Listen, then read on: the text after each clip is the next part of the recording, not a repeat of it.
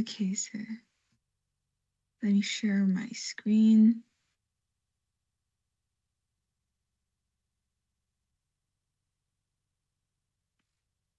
So can you see my screen? Yes, I can see your. Yeah, I can see your screen. Okay. I was going to go over what we did Okay.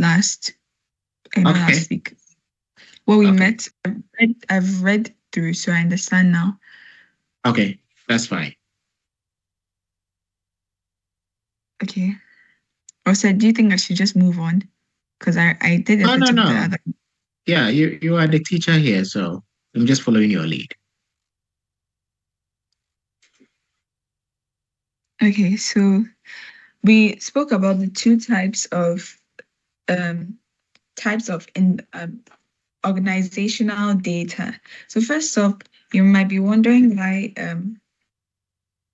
why there'll be organizational data in this way, because we have personal, we have organizational, and we have the government level of like the types of data.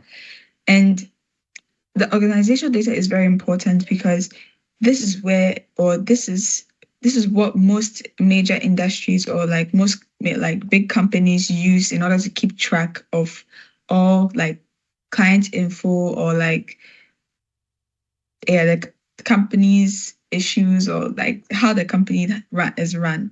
And if someone is able to infiltrate their system, it shows that the company has a like is weak, and anyone can intercept it and manipulate the information over there, which can also lead to fraud or something like that. And within the organization, say, can you hear me? Yeah, I can hear you. I'm listening. Okay, Loud and and within clear. the organization, we have the types of organizational data. So we have the traditional type. So this mainly means that so this is like data that's like so this is data that is generated and maintained by all organizations, big and small.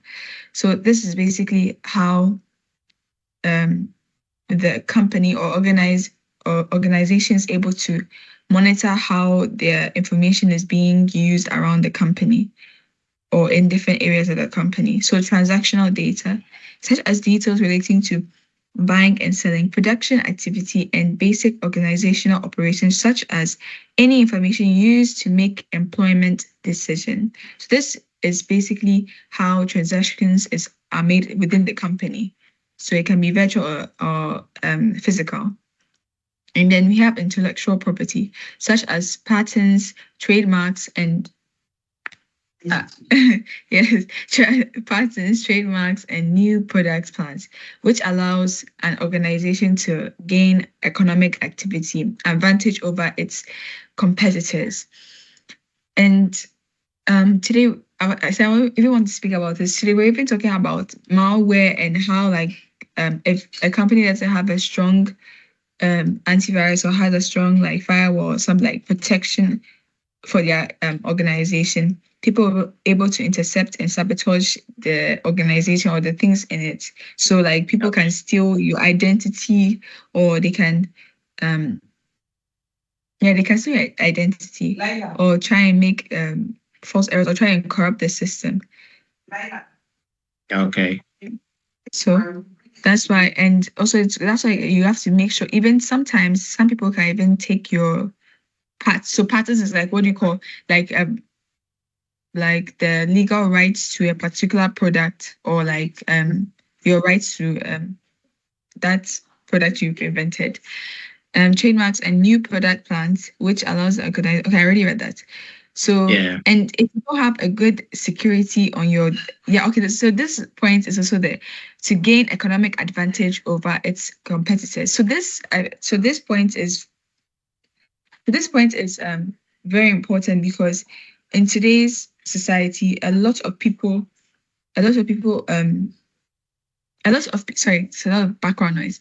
A lot of people take advantage of, or like those tech companies take advantage of their abilities to actually hack into other people's organizations. So sometimes they will intentionally create a virus and find a way to like what do you call take it to Infiltrate. infiltrate another person's company, and sometimes they won't be able to even like, what do you call, move the virus or get a like to make sure the virus doesn't spread. So they'll have to ask their competitors for the antivirus. So sometimes they also do that. So that's why you have to have a good security. Okay. So the information is often considered a trade secret, and losing it could prove dangerous for the future of a company. Financial data, such as income statements. So this is just, income statement, balance sheets, and cash flow statements, which provide insight into the health of a company. So this is like all the accounting records of the company, which So obviously would be no use. So so if you take your father's company, yes, you're also generating this traditional data. So financial data is part. Yes. Okay. Okay. So this that like, so traditional data is basically like the norm of all types of like organization, the basic things you have to do in order to make sure that your data is secured, or like what exactly goes under it to make like a company have like make it valuable. So and we have Internet of Things, or IoT, and big data.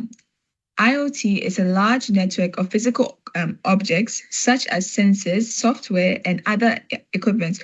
All of these things are connected to the internet with the ability to collect and share data. And given that storage options are expanding through the cloud and virtualization, it's no surprise that it's no surprise that the emergence of the IoT has led to an exponential growth. Yeah. In data, creating a new area of interest in technology and business called big data. So I think this is quite new because so basically back then they didn't have this type of the technology that we have today. Okay, like for instance, Apple. You see, like Apple, not only do they have all of this. So this is like every company must have it. The traditional data, every company must have it. But the Internet of Things is more of, or the big data is more of like some companies that are advanced. So like Apple, for instance, they have sensors and solid, and they keep track of everything. So like right now, if you're using your phone, you might think, oh no, they can't see what you're doing, but they take images and pictures of you without you knowing.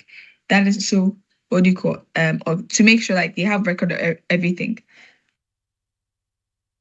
Okay, so this Apple Watch, these wearable technologies, keeping track of your heartbeat and all of that. These forms part of this Internet of Things. So any device that can be connected to the internet generates data. So maybe in the UK, in the US, you can have thermostats. Yes. You've got an app to control it, turn it on, turn it off. You can even have an app to turn on your light, and app to even open your car, your gate before you enter. So all of these devices are generating, huge sums of, data. And they keep track of it. That is it. Does that make sense? Okay. Yes, please. They tell you that they are not, but they actually keep track of everything. Yeah. Okay. So not a lot of companies have this, the Internet of Things. Not a lot of companies, like maybe like those major big companies, but some local ones might not have them like this. The cube. So this is like the principles of why like the things that make up cybersecurity. So okay, I'm so sorry if I might botch the name for this, but the cube, the Macumber cube is a model. So Macumber cube is a model framework created by John Macumber in 1991 to help organizations establish and evaluate information security initiatives.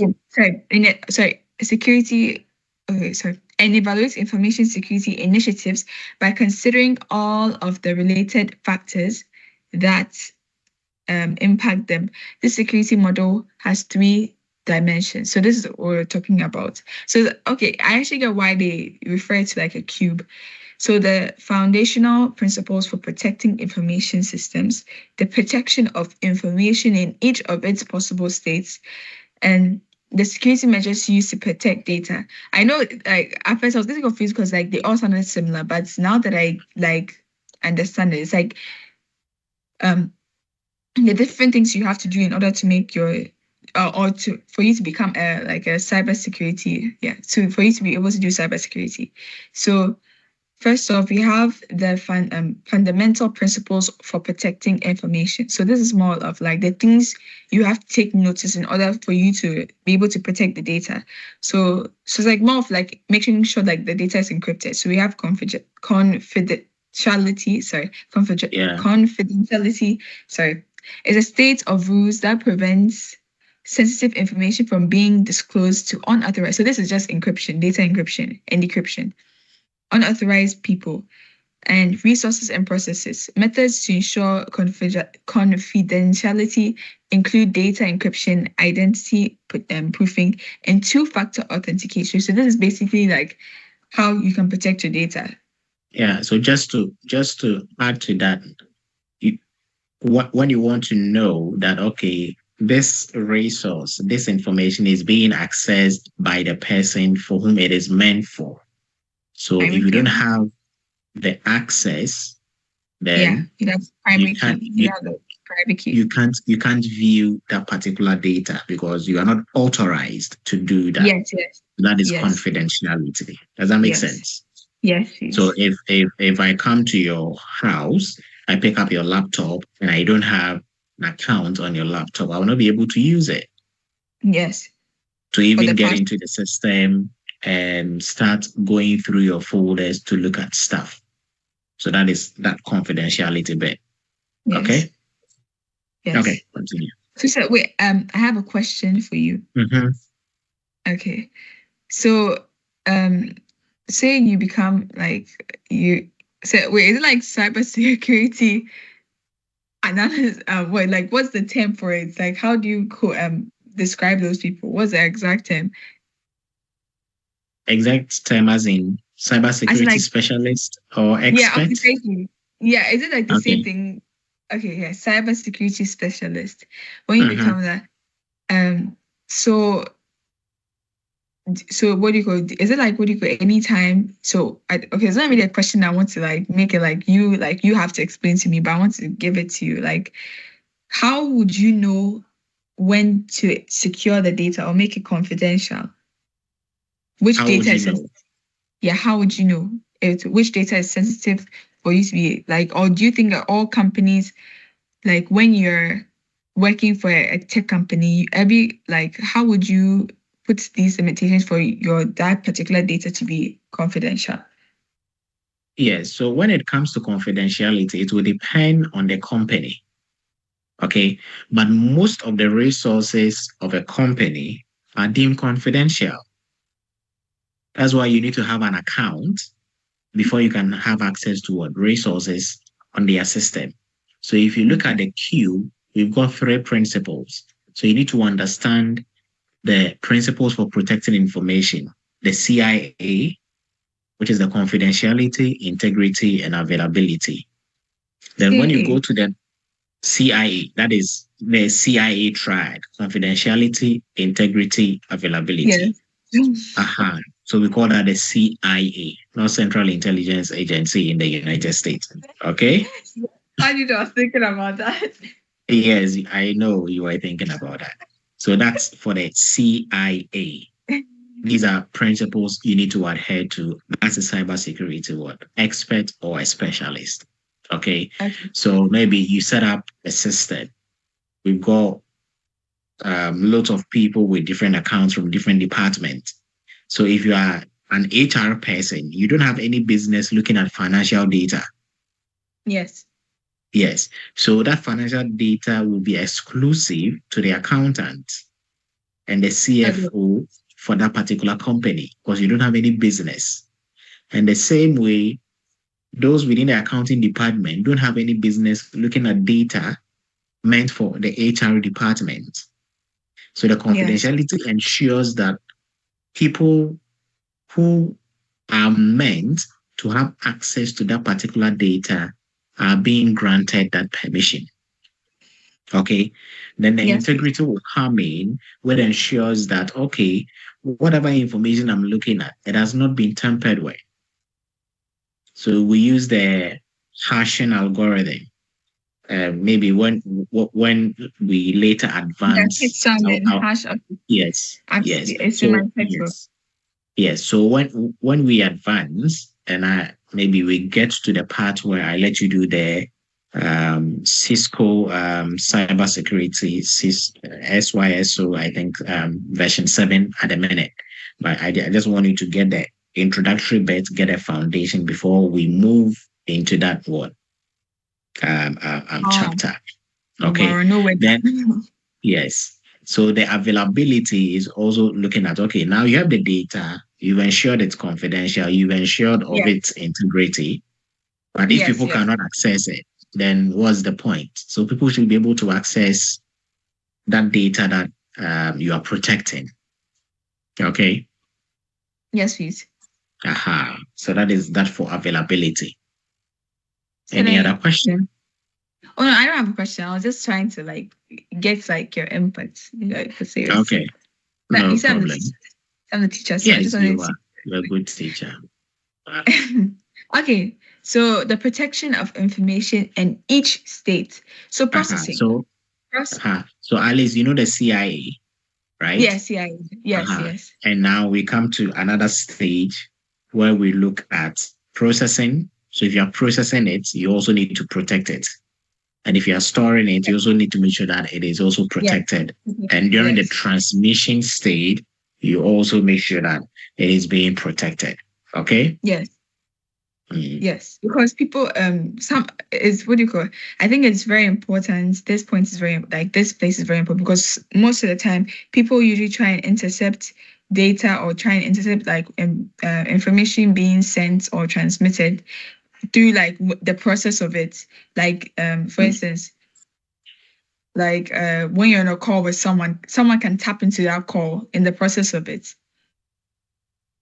So I feel or when you're sending information to someone can also tap into it if it's not encrypted.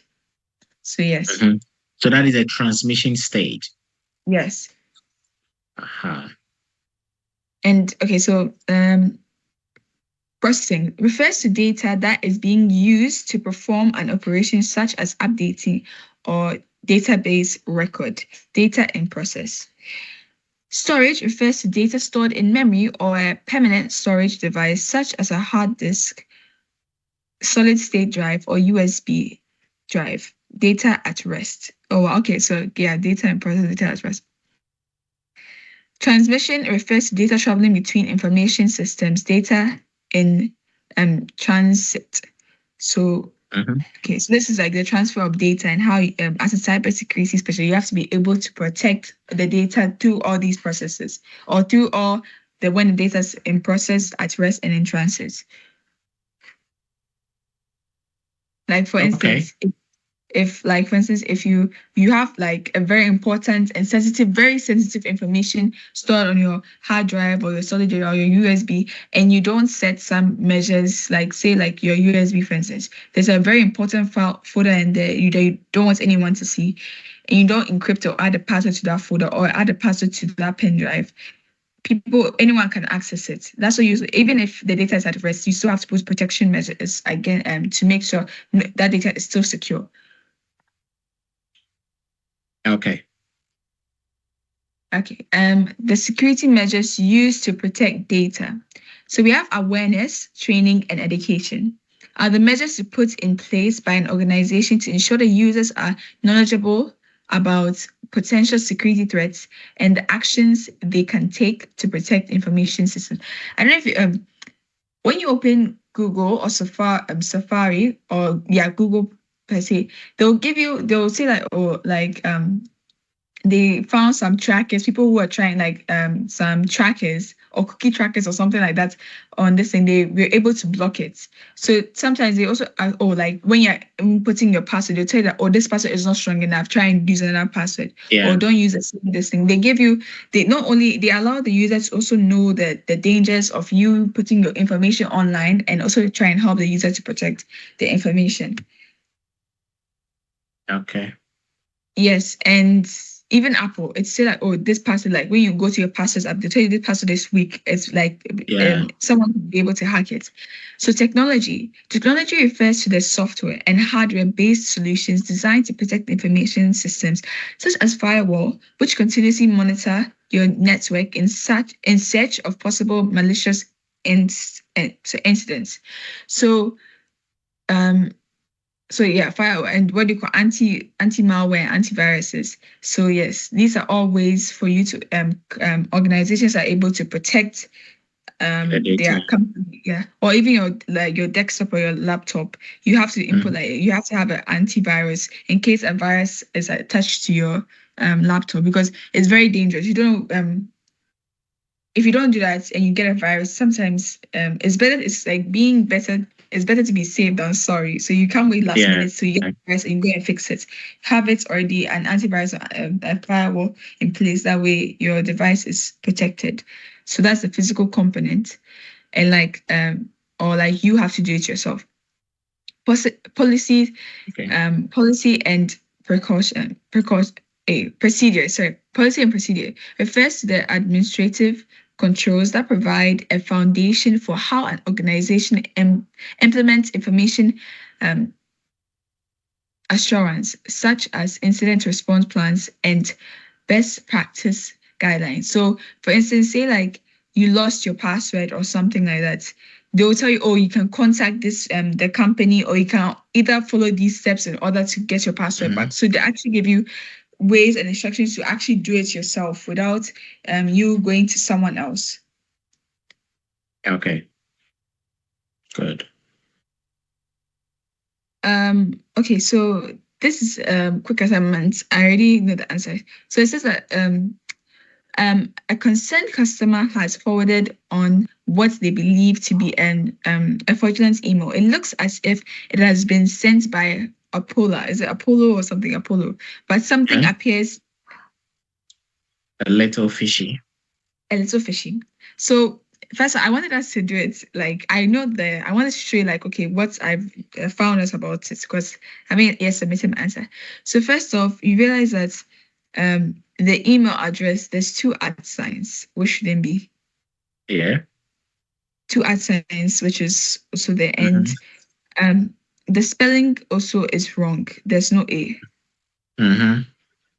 There's no A, and also there's spelling or the thing. It says as a precautionary measure. Precautionary measure, we restricted access to your account till you validate has been changed. Your validate. So this is wrong. Till you validate has been changed. So this is wrong. Over to prevent further irregular activity, you'll be unable to access your account. So you see, here is capital and here is not capital, which is standard error. So the issue has been resolved. To fix security info, click below to reactivate your account. So this is a link, and you can see the link has a lot of things, a lot of so what I wanted to ask you, what's it called, when the link is from a different website and from another different website? Yes. So this will lead you to the site. They want you to your old password. Yes. Once you submit the form, they get hold of your actual password. Yes. And they get into your account. So they are just phishing. Yes, this is their next why. Then once you fall into the trap, boom, they get hold of your account. Yes. And at least it's good that you are able to identify that, okay, this looks fishy. Yes. Which is a good, thing on your part. Okay? Okay. Even the name over here is wrong. They added A here, but there's no A here, and the support is wrong. So, let's take a look at at the email, which of the following indicates that it is in fact a phishing email? Don't forget you have a chance to earn valuable. Yeah, my points. I have already 20 points already. Okay, that's good. So I need to get more. Okay, so first off, the grammar. And okay, email address, customer name. I think not this. I think it's these three. Okay. Not the customer graphics. Oh, it says 4 answers. Select 4. Yeah. To you, I think the customer name is also not right.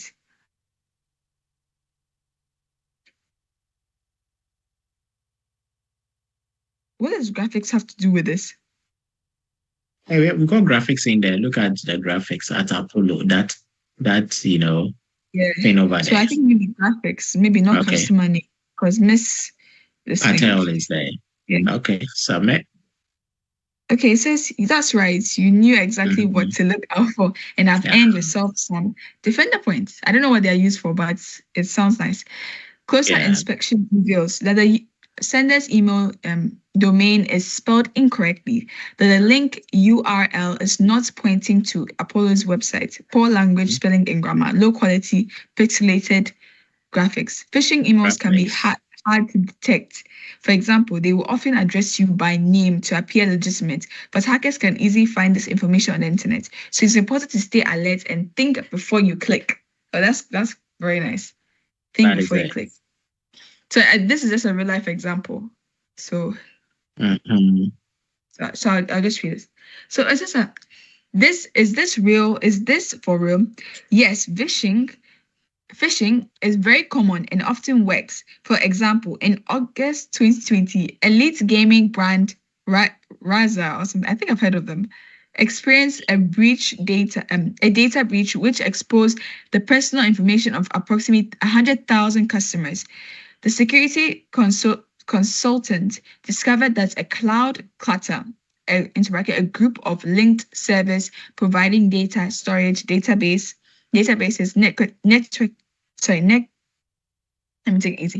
networking and software through the internet was misconfigured and exposed segments of Razer's infrastructure to the public internet, resulting in a data leak. It took Razer more than 3 weeks to secure the cloud instance,